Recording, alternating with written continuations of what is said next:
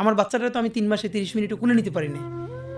তো আমার ওয়াইফ খুব মাঝে মধ্যে আর কি ওই মজা করে বাচ্চারে বলে যে ইনকিলাব মঞ্চের মুখপাত্র তোমার সাথে দেখা করতে আসছে।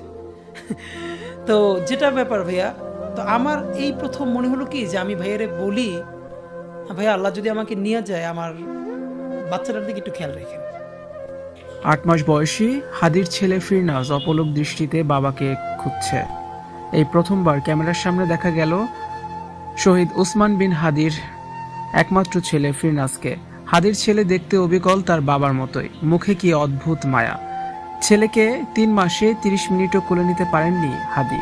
স্ত্রী রাবেয়া আর ছেলে ফিরনাজকে বঞ্চিত করেছিলেন ভালোবাসা থেকে। দেশকে ভালোবেসে স্ত্রীর সন্তান সংসারকে দূরে ঠেলে দিয়েছিলেন হাদি।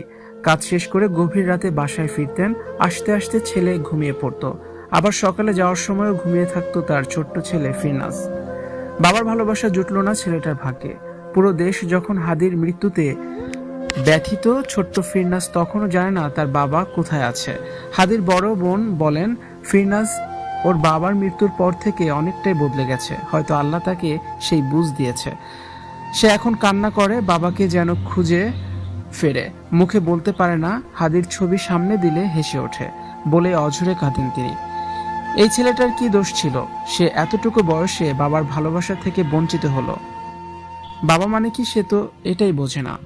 দুই উপদেষ্টা বনশ্রীতে হাদির ভাড়া বাসায় গিয়েছিলেন তার পরিবারের খোঁজ খবর নিতে। হাদির ছেলেকে কোলে নিয়ে আদর করেন সবাই। সে সময় ক্যামেরার সামনে অপলক দৃষ্টিতে তাকিয়ে আছে আগামীর হাদি ফিরনাজ। হাদি চেয়েছিলেন তার ছেলে বড় হয়ে সংগ্রামী হবে, সাহসী হবে, জনতার পক্ষে দাঁড়িয়ে গলা উঁচিয়ে অধিকার আদায়ের কথা বলবে।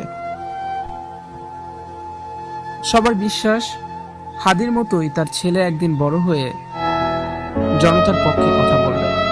ভিউয়ার্স, হাদির ছেলে ফিরনাজকে নিয়ে আপনাদের কি মন্তব্য?